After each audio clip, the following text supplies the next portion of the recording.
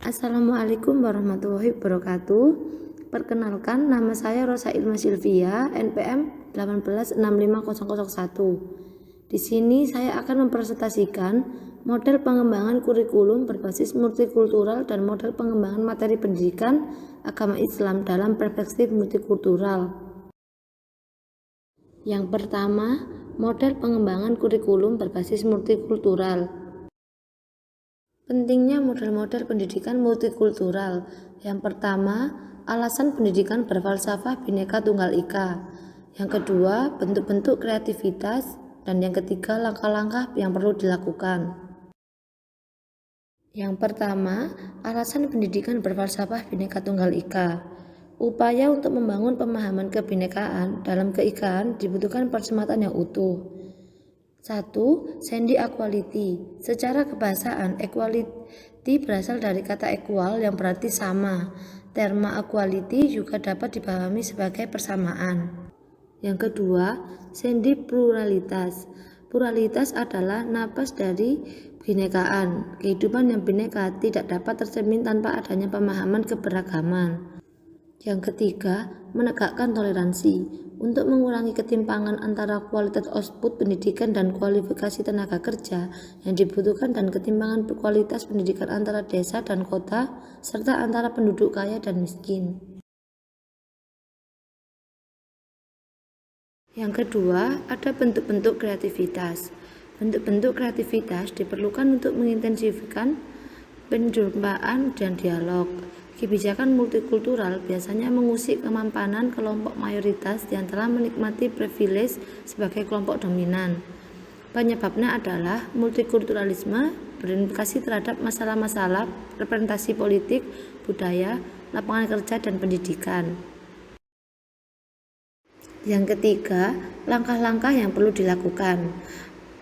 Ada multikulturalisme perlu menjadi bagian kurikulum pendidikan. Perlu dikembangkan program yang memungkinkan dijaminnya representasi minoritas dalam politik, pendidikan, dan lapangan kerja. Dalam ruang politik, dimensi multikultural perlu mendapatkan dorongan selain dalam bentuk politik, juga dalam bentuk ekspresi seni, teater, musik, dan film. Pemerintah perlu mendorong pengelola media massa seperti radio, televisi, koran, majalah, dan internet agar memperhatikan dan memiliki kepedulian multikultural.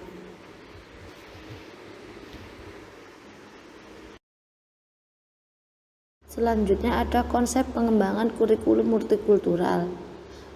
Dibagi menjadi dua, ada konsep dan tujuan kurikulum multikultural dan ada prinsip-prinsip kurikulum multikultural. Konsep dan tujuan kurikulum multikultural.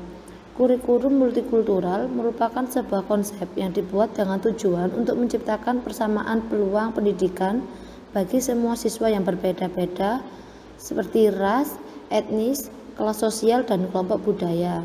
Salah satu tujuan penting dari konsep multikultural adalah untuk membantu semua siswa agar memperoleh pengetahuan, sikap, dan keterampilan yang diperlukan dalam menjalankan peran-peran seefektif mungkin pada masyarakat demokrasi, pluralistik, serta diperlukan untuk berinteraksi.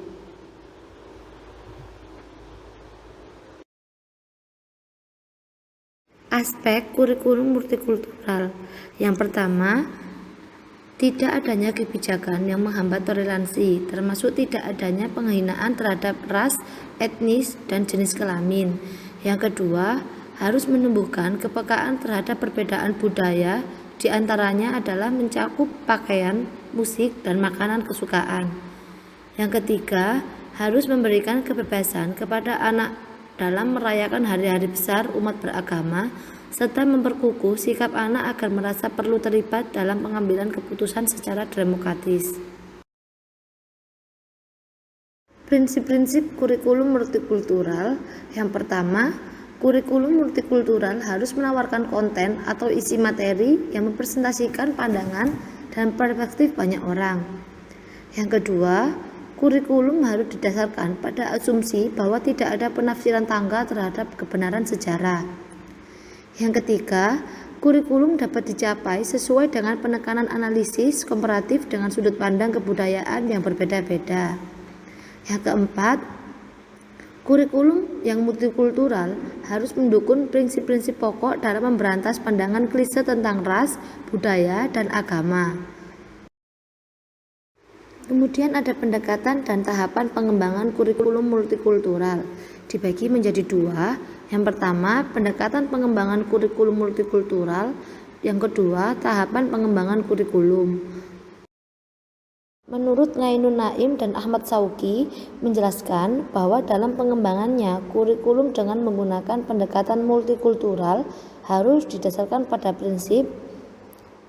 Yang pertama, keragaman budaya menjadi dasar dalam menentukan filsafat, teori, model, dan hubungan sekolah dengan lingkungan sosial budaya setempat. Yang kedua, keragaman budaya menjadi dasar dalam pengembangan berbagai komponen kurikulum seperti tujuan, konten, proses, dan evaluasi. Yang ketiga, budaya di lingkungan unit pendidikan adalah sumber belajar dan objek studi yang dijadikan bagian dari kegiatan belajar anak didik. Yang keempat, kurikulum berperan sebagai media dalam mengembangkan kebudayaan daerah dan kebudayaan nasional. Tahapan pengembangan kurikulum. Ada beberapa tahap yang diperhatikan dalam pengembangan kurikulum berbasis pendidikan multikultural, yaitu sebagai berikut. Yang pertama, merumuskan visi misi, tujuan sekolah, dan pengembangan diri yang mencerminkan kurikulum sekolah yang berbasis multikultur. Mengkaji standar kompetensi dan kompetensi dasar yang bermuatan multikultur. Yang ketiga, mengidentifikasi materi pembelajaran yang bermuatan multikultur. Yang keempat, mengembangkan kegiatan pembelajaran yang bermuatan multikultur. Yang kelima, merumuskan indikator pencapaian kompetensi yang bermuatan multikultur. Yang kelima, menentukan jenis penilaian yang bermuatan multikultur. Yang terakhir, menentukan sumber belajar yang bermuatan multikultur. Langkah pengembangan kurikulum multikultural. Untuk mengembangkan kurikulum pada jenjang persekolahan yang siswanya beragam suku bangsa, dibutuhkan kesadaran akan kebinekaan yang dimiliki siswa. Langkah yang dilakukan sebagai berikut. Yang pertama, memilih kriteria bahan yang signifikan. Agar tujuan dari kurikulum diarahkan untuk saling menguatkan keberbedaan, mereka dengan cara mengenalkan corak khas masing-masing suku tersebut kepada semua siswa, misalnya tentang jenis bahasa, adat, budayanya, seni, dan sebagainya. Yang kedua, pengintegrasian ke dalam semua mata pelajaran. Secara teknis, kurikulum multikultural dapat diintegrasikan ke dalam semua mata pelajaran yang dapat dimasuki nilai-nilai pengenalan multikultural tersebut. Yang ketiga, guru, laporan, dan tutor yang diperlakukan untuk sekolah laboratorium bersifat multikultural. Untuk mendukung pengelolaan sekolah laboratorium multikultur, peran serta guru, laporan, dan tutor sangat dibutuhkan. Karena guru, laporan, dan tutor menjadi kunci utama dalam proses mendidik, melatih, dan membimbing para siswanya yang beragam. Materi yang kedua yaitu model pengembangan materi pendidikan agama Islam dalam perspektif multikultural.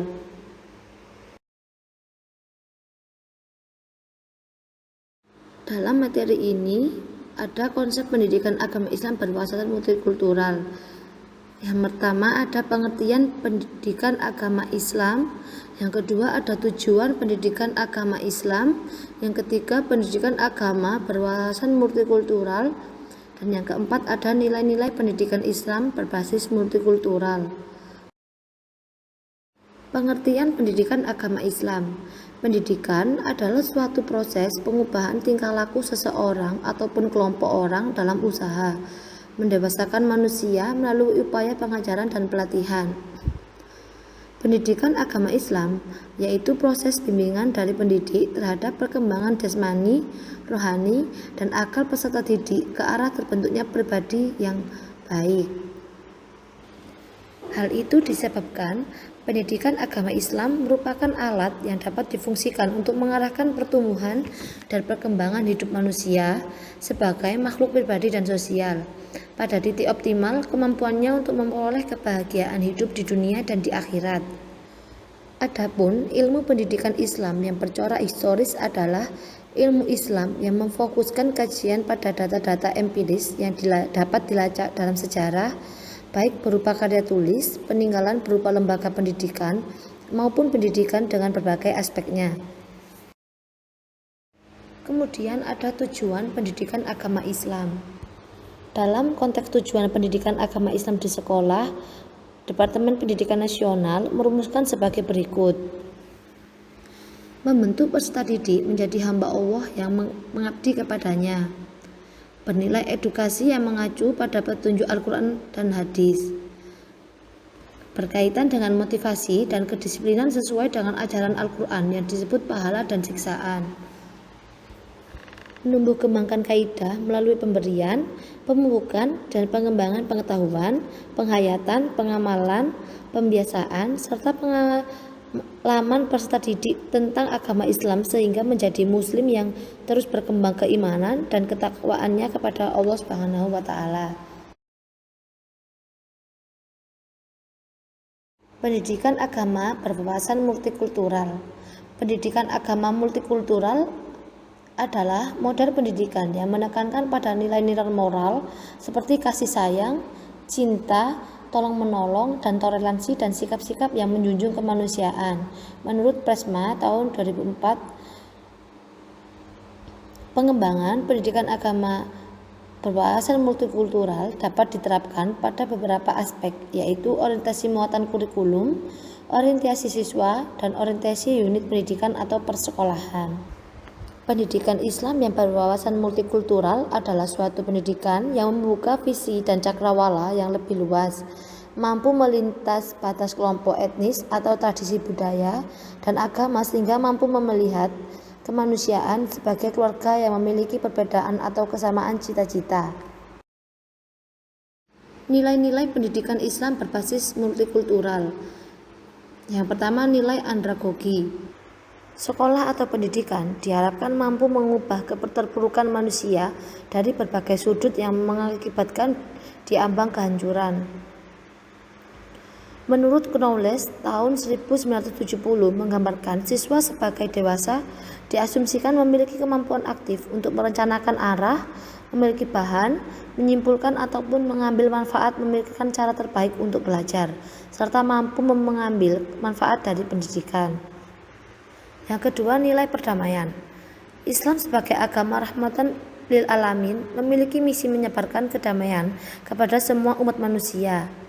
Islam melarang jihad terhadap orang-orang non-muslim yang menyatakan ingin hidup rukun dan damai bagi umat Islam.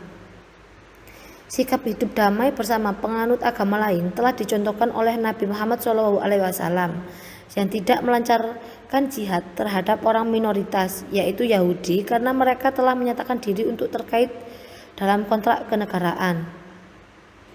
Yang ketiga, nilai inklusivisme. Klaim-klaim terhadap sepihak sering muncul berkaitan dengan kebenaran suatu paham atau agama yang dipeluk oleh seseorang atau masyarakat, bahwa hanya agama yang dianjurnya atau agama tertentu yang benar, sementara agama lain tidak benar. Adapun dalam realitasnya terdapat beragam agama dan keyakinan yang berkembang di masyarakat. Pluralitas agama, keyakinan, dan pedoman manusia adalah fakta sosial yang tidak dapat dimungkiri. Yang keempat, nilai kearifan. Islam memberikan kebebasan kepada manusia untuk mencari sendiri berbagai hal yang dapat disebut prinsip sekunder. Dalam Islam, kearifan dapat dipelajari melalui ajaran sufi. Sufi berarti kebijakan atau kesucian, yaitu suatu cara membersihkan hati dari kelakuan buruk. Sufi mengajarkan manusia untuk membersihkan nafsu, hati, dan jiwa melalui pendekatan esteris, melihat Allah tidak untuk ditakuti tetapi untuk dicintai. Yang kelima, nilai toleransi. Istilah toleransi berasal dari bahasa Inggris, yaitu tolerance, yang berarti sikap membiarkan, mengakui, dan menghormati keyakinan orang lain tanpa memerlukan persetujuan. Pendidikan agama Islam perlu menampilkan ajaran-ajaran Islam yang toleran melalui kurikulum pendidikannya, dengan tujuan menitik beratkan pada pemahaman dan upaya untuk bisa hidup dalam konteks berbeda agama dan budaya, baik secara individual maupun secara kelompok. Yang keenam, nilai humanisme. Gerakan humanisme dan skolasitisme telah memunculkan ortodoksi kebahasaan. Selain itu, hukum keagamaan melahirkan tradisi tertentu dalam pendidikan Islam, yaitu pendidikan Islam yang bisa dijadikan saluran transmisi dan inkulturasi keilmuan dan keabsahan hukum-hukum dalam kelompok ortodoksi. Yang terakhir, nilai kebebasan. Setiap manusia memiliki hak yang sama di hadapan Allah. Derajat manusia tidak dibedakan berdasarkan suku, ras, ataupun agama. Allah memiliki ukuran tersendiri dalam memberikan penilaian terhadap kemuliaan seseorang. Karakteristik dan asumsi pendidikan agama Islam multikultural. Yang pertama, esensi pendidikan agama Islam multikultural. Pendidikan agama Islam multikultural adalah proses transformasi dan internalisasi nilai-nilai dasar dan ideal ajaran Islam yang berusaha mengaksentuasikan aspek-aspek perbedaan dan disparitas kemanusiaan dalam konteksnya yang luas sebagai sunat Allah yang harus diterima dengan penuh arif dan lapang dada. Yang kedua, karakteristik pendidikan agama Islam multikultural. Menurut Zakiyuddin Baidawi memerinci karakteristik pendidikan agama Islam berwawasan multikultural sebagai berikut: belajar hidup dalam perbedaan, membangun saling percaya, memelihara saling pengertian, dan menjunjung sikap saling menghargai, konflik dan rekonsiliasi kekerasan. Yang ketiga, asumsi pendidikan agama Islam multikultural pluralistik.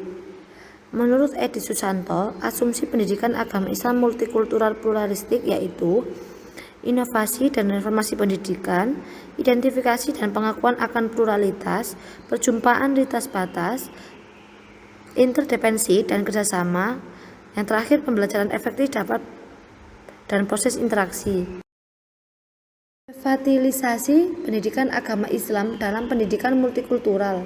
Yang pertama, pendidikan agama yang diberikan di sekolah. Pendidikan agama yang diberikan di sekolah tidak menghidupkan pendidikan multikultural yang baik, bahkan cenderung berlawanan. Akibatnya, konflik sosial sering diperkeras oleh adanya legitimasi keagamaan yang diajarkan dalam pendidikan agama di sekolah-sekolah daerah yang rawan konflik.